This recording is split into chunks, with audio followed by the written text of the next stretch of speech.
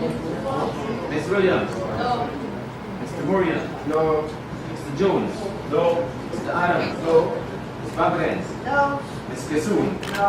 Mr. Elliott. No. Mr. Bond. No. Mr. Troutman. No. Ms. Selman. Ms. Selman. Mr. Alikov. No. Ms. Wade. No. Dr. Collins. No. Mr. Phillips. No. Ms. Hastings. No. Mr. Scott. No. Mr. Vulcan. No. Lieutenant Colonel Retired Arman. No. Mr. Greenwich. No. Dr. Norton. No. Mrs. Lawrence. No. Mr. B. Williams. No. Ms. Ali. No. Dr. Ruth Ryan. No. Brigadier Retired Ranger. No. Mr. Jaffarani. Yes. Mr. Damon. Yes. Dr. Brisson. Yes. Reverend Gilbert. Yes. Dr. Padiu. Yeah. Mr. Siraj. Aye. Mr. Neem Kumar. Yes. Mr. Lumumba. Yes. Mr. Chan. Mr. G. Pastor. Mr. Shadi. Mr. Shadafal. Mr. Nadir. Mr. Shira. Yes. Bishop Edgel. Yes. Mr. Whittaker. Yes. Mr. Bash. Yes. Mr. Sukai. Yes. Ms. Webster. Ms. Manichan. Yes. Mr. Ben. Aye. Dr. Anthony. Aye. Mr. Ali. Yes. Dr. Ramsaran. Aye. Dr. Westford. Yes. Mr. R. Prasad. Mr. Perkin. Mr. Nanla. Dr. Ramsami. Mr. Rui. Mr. Hines. Yes.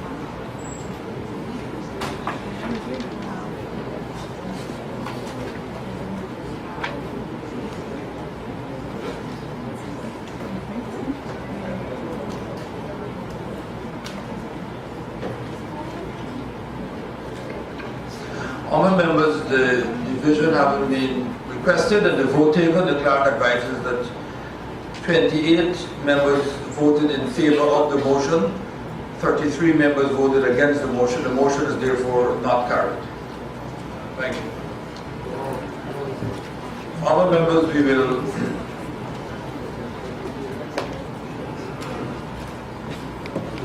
now proceed. So, one, Honourable Prime Minister, sir. Mr. Speaker, sir, we seem to be in a position which I would like your opinion on how we proceed. Mr. Speaker, we had the first reading of this bill, and this motion that has the opposition has not seen its way to support. This motion sought to clear the way for a second reading.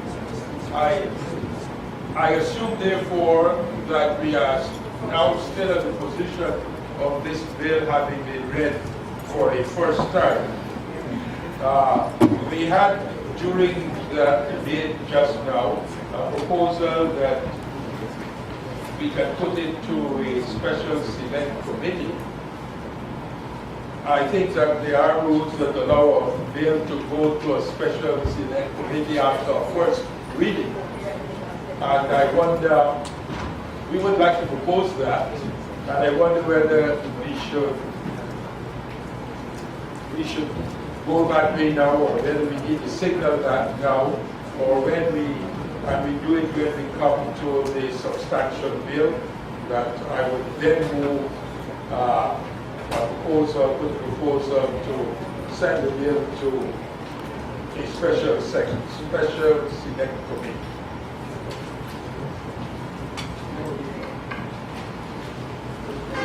The motion before the House asked the House to give its approval for the bill to be read a second and third time.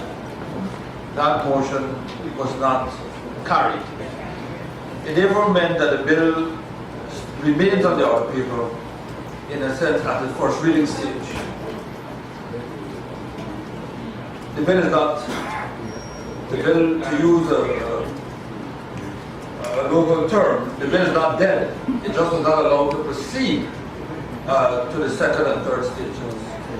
At the first stage, the government or a member introducing a bill may have that bill referred to a committee. At the end of a second reading, the House may refer it to a committee.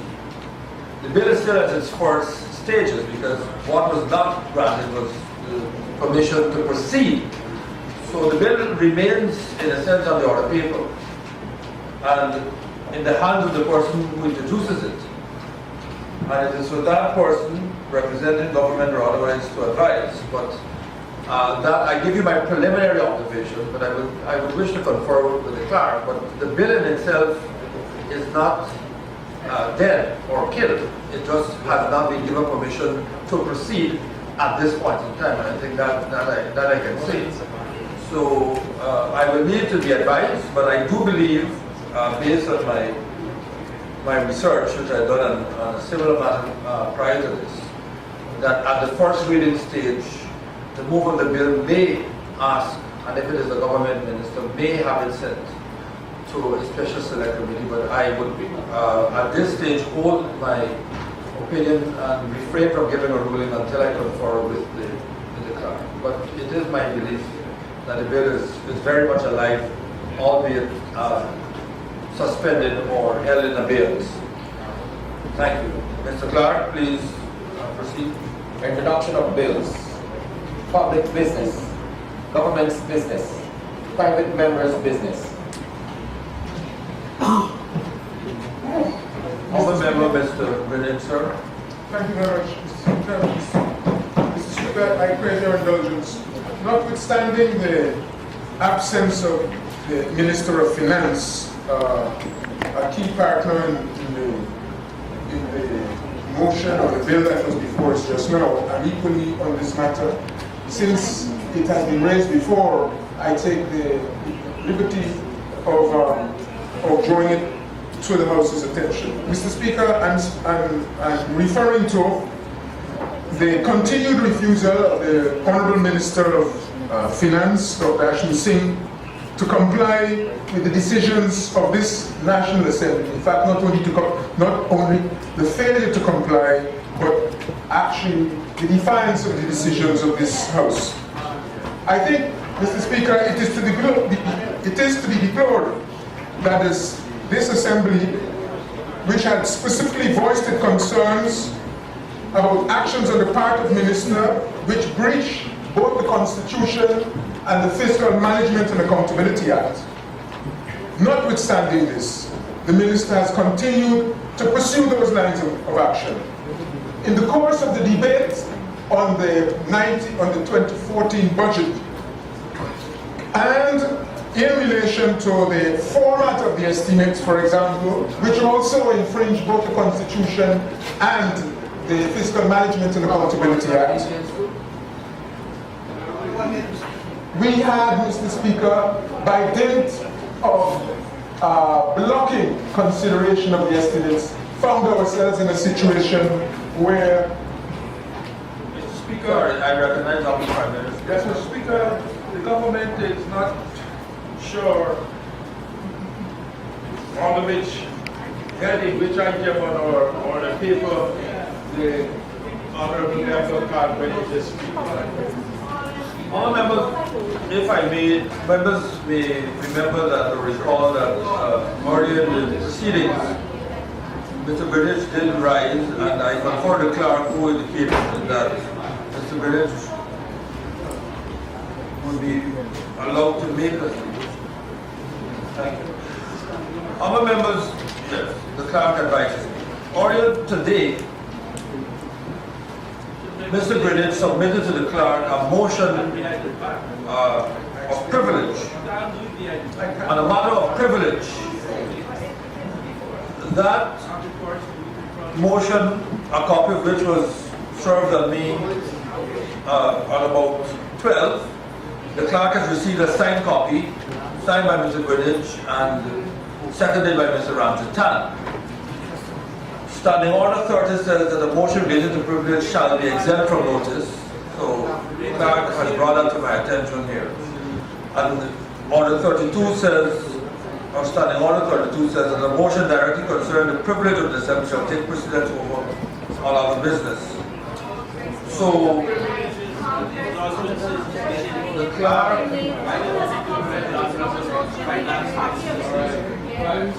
clerk advises me that he has received the motion. Mr. Speaker, But the clerk advises me now that he has been unable to look at it. So it is for us to determine, the clerk and I will speak about whether it proceeds.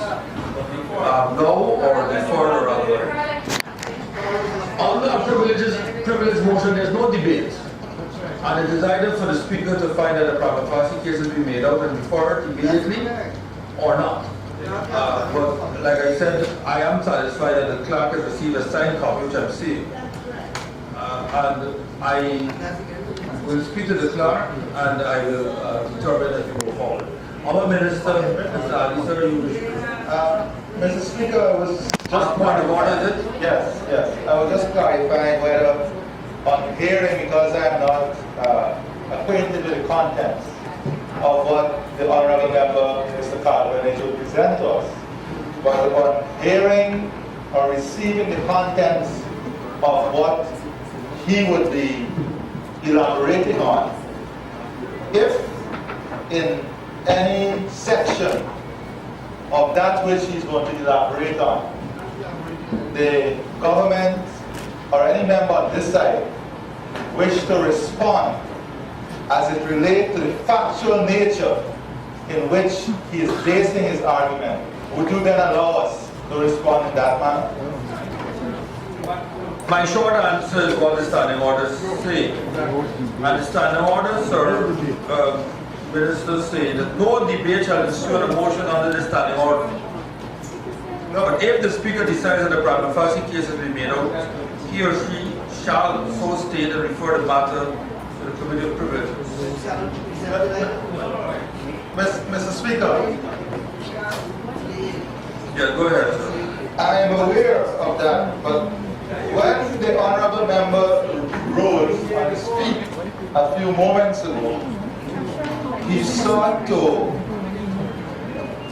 impugn certain motives based on a factual position that he's presenting that is not necessarily the correct factual position in relation to the Constitution, the Fiscal Management, Financial Management and Accountability Act, and the ruling of the court. Honourable Minister, do you know why there is no debate on a matter of this nature? Because when privilege of a member of the House is brought up, it is so serious, and it is not to be discussed in the public's domain, and it is to be sent immediately for consideration by a committee and dealt with there without an open debate, and that is the reason why no debate is encouraged or allowed, because where the House or any one of its members is brought under the microscope, the precedent is that we go immediately to a committee and the committee deals with it there without it becoming magnified and dealt with to the embarrassment of either the member or the House. that is the reason why there's no debate. Go ahead, please, Honorable Minister of Works. Mr. Speaker, thank you, sir. I wondered, Mr. Speaker, about the appropriateness of this privilege or the indulgence being granted to the Honorable Member, Mr. Greenidge, in respect of this matter. I would have thought that Mr. Greenidge, in the absence of the Honorable Member, the Minister of Finance, that is, that he should have at least the decency and or the courage to raise the matter, to raise the finance. Mr. Greenidge, sir. Decency and the courage to raise it in his presence. Mr. Greenidge, you wish to respond? Take a call. Honourable members, in fairness to Mr. Greenidge, the motion came today. I believe that information regarding the minister's availability on this was only communicated after that motion was come. So I wouldn't even ask Mr. Greenidge to respond, but it is really unfair. I recognize Ms. Bimshali. Mr. Speaker, I just would like to clarify whether the motion came into effect or not. Should members of the House have some kind of notice? You know, here I'm looking at an order paper, and Mr. Greenidge gets up and begins to speak, and I'm still looking to find out what number, what item he's speaking on. Is there a rule that says we cannot see this, whatever it is Mr. Greenidge is going to say? I just would like to until he says, or it can be copied and given to the members of the House, which I think is what should be done. I'm just asking for clarification. We believe that your clarifications are well founded. The clerk advises that the procedure is, of course, that he receives motions and questions, and he and his staff will vet them, and then they are sent to the Speaker with their comments and advice accordingly. The clerk is in receipt of the motion, but tells me that he has not been able thus far to advise or to take advice. No, the motion is not premature. The motion is raised, the question is raised as to how we proceed thereafter is another matter. But Mr. Greenidge would be within his right, as any member would be, to raise any matter because no notice is required, and it takes, when a matter privilege is raised, it takes precedence on the order paper. So that is where we are. Mr. Greenidge has started to raise a matter which, in his opinion, is a grave concern. The clerk admits and says, yes, we do have it, but we have not been able as yet to go through it. The clerk also says that once he gives his approval to this motion, all members are, of course, entitled to have a copy of it. Yes, please. Can any member just get up and begin to speak without giving your... This is one such thing. Yeah, you're giving That's right. I know you're never hearing me give Right. people. I am aware of the motion. As I said, it did come. The clerk did speak to me, and I inquired the clerk earlier during this very sitting, and the clerk indicated that Mr. Greenidge, yes, should be allowed to make a statement. But I did Mr. Speaker, can I ask a question on the 32.2? 32.2, it relates to privilege motion, and subclause 2 says any member desiring to raise a matter under this standing order, that is, privilege motion, shall first obtain the leave of the Speaker, who will determine whether the member is entitled to raise a matter as a question of privilege. So my understanding is that even to come to the House and say you're going to get up and stand, even while you're waiting for the motion to be determined whether it's appropriate or not, has to be with your approval. Is that so, sir? I agree with you, and I think this is what Mr. It's Greenidge not is that attempting to Mr. do. Ramstein is saying that anybody can get up. No, but I think this is what Mr. Greenidge is attempting to do, now to bring a matter to my attention that he has brought to the clerk's office a motion, and he wishes to bring it to my attention. It is not for me thereafter to say whether or not Mr. Greenidge you may proceed, but I think it is exactly what statutory 2 requires. That is, Mr. Greenidge proceed. Very briefly, sir. I believe, sir, and Your Honor began by recognizing the sanctity and seriousness of the privilege motion. And I want to underscore that and to say, sir, that the procedure is that it is laid, taken to you a new room There is never an open statement anywhere until it is related to the privilege committee. All of you rule. There is never the preambulator that is going on. Honourable members, thank you. Standing Order 32(6) says that no member moving a matter under this standing order may speak for more than 15 minutes. That in itself, that in itself says that there is the right of a member raising the issue to speak to the issue, then the speaker can give the So I am yet to hear Mr. Greenidge, and then we will proceed. But I think Mr. Greenidge, honourable members, I'm here, Mr. Greenidge. No, we've had a full discussion. Thank you very much, Mr. Speaker. And Mr. Speaker, might I just remind our colleagues that on the 13th of December last, a similar motion has put to this House. It was preceded by an oral presentation by me. So we have a situation in which men's memories are very short. So as far, but then don't say it didn't happen before. Mr. Speaker, the presence or absence is the budget of 2014. During the course of the debates and during the course of the estimates, a number of factors were raised concerning breaches of the Constitution, breaches of the Fiscal Management and Accountability Act. And in fact, arising from that presentation, you, Mr. Speaker, convened a meeting at which there was an attempt to resolve the matter.